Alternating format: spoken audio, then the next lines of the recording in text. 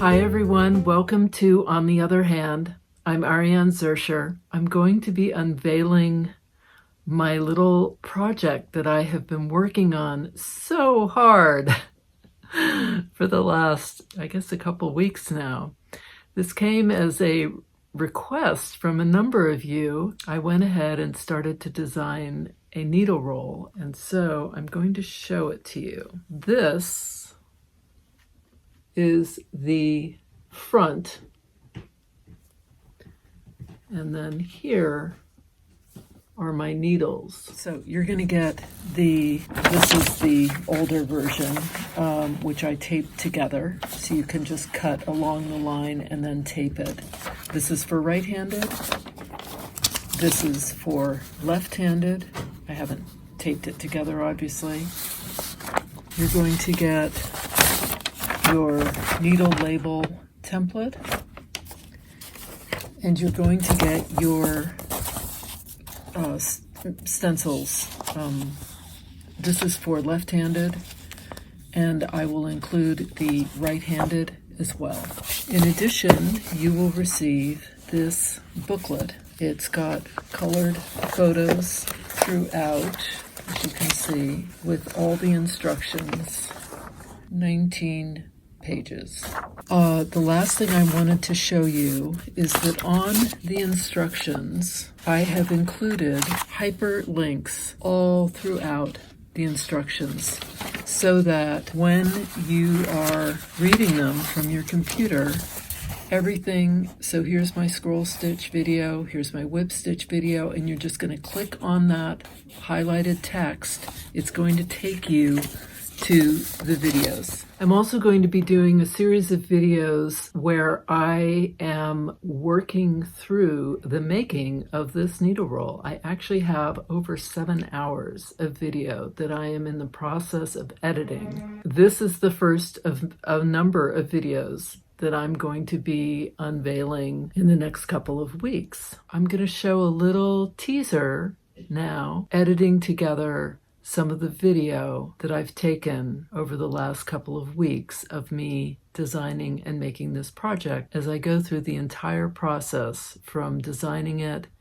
to appliquing the shapes down to deciding which stitches to put and what kinds of threads to use to where to put the labels. I hope you'll come with me. Don't forget to hit that like button, subscribe, click on the bell for email notifications, and check out the description below because that's where I'm going to put the link so that you can purchase this if you want.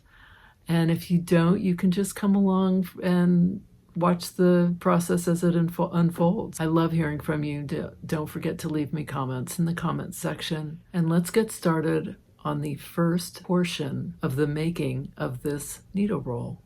I did 5 shapes on the needle label side, a circle, a star, and 3 flowers. I used a grosgrain ribbon and I put one on either side, and I'll show you how I do this when I sew these the binding on. When I roll it, a right-handed person will roll it from the right side, and then you're going to tie it. For a left-handed person, we would typically roll it from the left, and so I would have my ribbon on this side, and I'd like to have my otter in the front. I just wanted to show you. It totally goes with my rhino pouch, so it's kind of a set, which I sort of love. So here's my needle roll, and there's my rhino pouch. Isn't that cute? Love that. All right, so let's get to the making of it. So I'm just doing a little handheld here to show you the mess and that's how loud it is outside on the street, even in a lockdown here in New York City. So I have my drawing that I did on EQ8, and then I just tried to see what wool I had, and obviously it's not exactly the same, but I'll change the values of the greens. My little otter, I've got my final pink flower. I'll put that one here. This is cotton. This will be the outside of the needle roll. This is going to be sea urchin. I'm going to do drizzle stitches coming off of them. Otters evidently love sea urchin. They eat them. which I didn't know. I did a little research. I'm going to sew my sky to my cotton C, and then once I have that sewn and I've ironed, I'll start adding my layers, whip stitching those down. And then the idea is that the back, or the part where you're going to have the needles, is also going to be wool. And I thought I would do just a few little shapes, maybe one sea urchin, a star, and maybe one of these flower shapes. I don't want to do too many because I don't want the shapes to get in the way of the needles. Yeah, so this is kind of fun and exciting, and see where it goes. Okay. So I am whip stitching my wool down. I'm starting with the bottom layer, having sewn my seam of my cotton. This is my low immersion dyed cotton fabric that's going to be the ocean, and this is my sky blue for the sky. And now I'm putting down my first layer, which is this fern. So I'm putting down this back layer, and I'm just using that as my template for placement. I don't get too caught up in whether this is exact or not. So if I bring this over here and I put this on top, and I add my seam allowance, which I have a 1/4 of an inch here, 1/4 of an inch here, 1/4 of an inch here. So my sky and yeah, that's right. So here is my first fern, and that's actually pretty good. He's leaning over a little bit more than in here, but that's okay. You know, if he's in the general vicinity, that's good. I think sometimes people get a little nervous about, and they measure and they want the placement, but no one will know. No one's seeing this design on the paper. They're just going to see the finished product. So unless it's really off, it's going to be just fine. So the reason I did the cotton as the ocean was because there are up to 3 layers. Actually, there's even 4 on when you add the star. And I worried that was going to be a lot of bulk if all 4 layers were wool. So I decided to do a cotton ocean underlayer and then layer on top with wool. And of course the sky is wool. This was a lot of fun to design. I've had this otter idea, and I've even got a sketch of an otter on my computer that I've been playing with for, it's got to be 4 months now. And I just haven't had time. And then I thought, I'm going to just not do any videos over the weekend, and I will take the time to design this. I did a whip stitch video on how to whip stitch points specifically and shapes, and I'll post that link in the upper right corner. I'm doing a scroll stitch in a number 5 EZM 22 using a chenille 18 needle, and I'm just going to show you here. So I'm going to come up right where the ocean and the sky meet, just under the otter's foot. I'm going to take a diagonal stitch, and I'm keeping it really small from the ocean into the sky, and then I'm wrapping my thread around.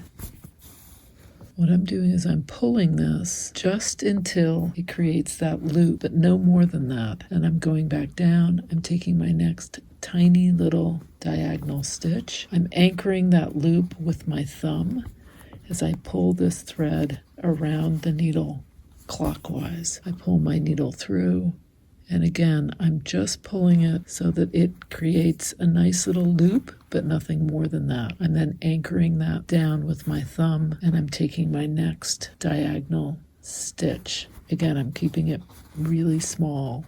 Because this needle roll is going to get more wear and tear than a piece that's, say, just sitting on your wall, I'm going to tack these loops down after I've finished doing them with the number 8 EZM 22. So the same colorway, just the thinner thread, just so that I can make sure these loops don't come all undone, because unlike some of the stitches, they're kind of fragile. They're just sort of sitting here, and with lots of rolling back and forth, I'm afraid that they might come undone, and it just seemed like an easy way to ensure that that wouldn't happen. So again, diagonal loop, anchoring that loop down with the previous loop down with my thumb, wrapping that stitch around the needle clockwise, and pulling up, anchoring,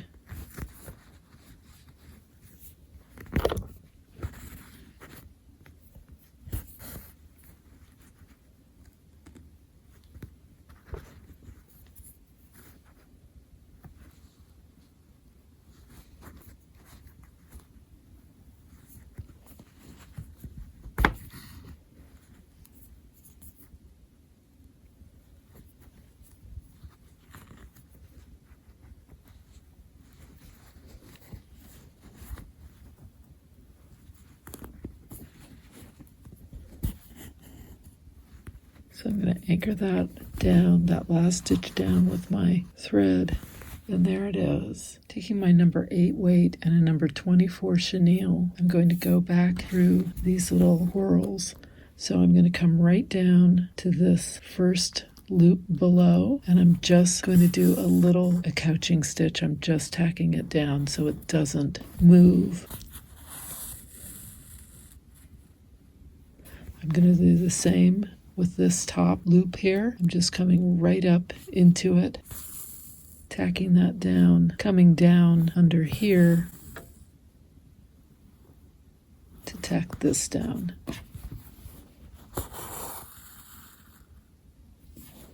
Going back up to the loop here.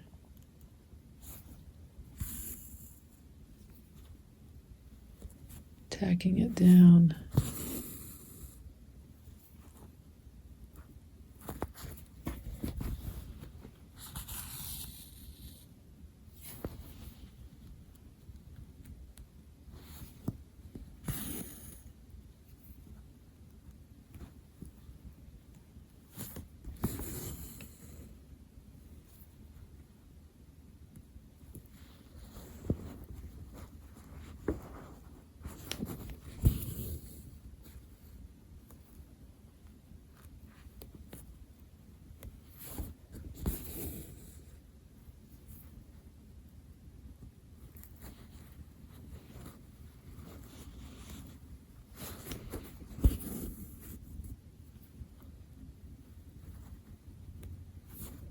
I'm not changing the trajectory of these stitches at all.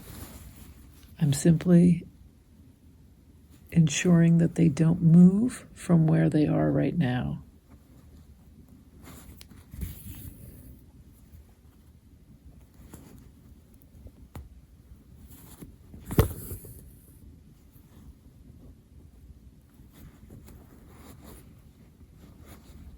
I would not do this if it were not for the fact that this is a needle roll that's going to be rolled and unrolled many, many times. And I want to ensure that these stitches don't start completely coming undone. And that will ensure it. So I'm still getting my wave, but I've just tacked them down. And I did the same here as well. I've gone ahead and drawn chalk lines for this stencil, and so I did my chalk lines, and now I'm going ahead with my number 8 EZM 22 thread, and I'm just doing a running stitch around each of them. So I'm going to continue doing that here. I just try to keep my stitches somewhat even and somewhat evenly spaced apart, and I just follow those chalk lines with what is basically a running stitch. I'm using a number 24 chenille needle.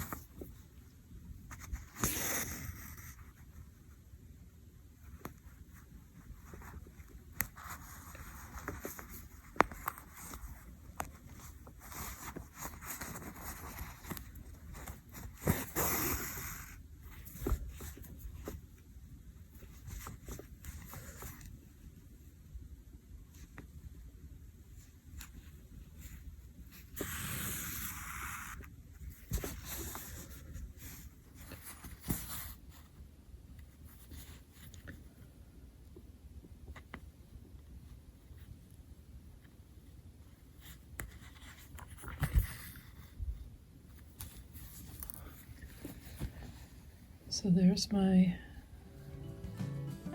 Soshiko.